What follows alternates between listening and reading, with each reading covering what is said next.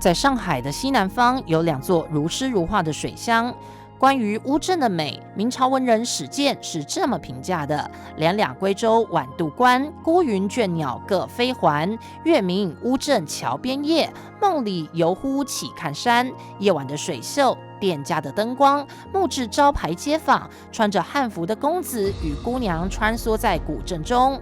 而濮院的古镇元素可怀旧也可时尚，还能体会岳飞对于国家的忠诚。冬季在濮院景区搭着摇橹船，听见雪花飘落的声音，它是许多游客江南游中必访之地，在浙江省中带领旅人重返古代，并且能与现代融合的行政区嘉兴。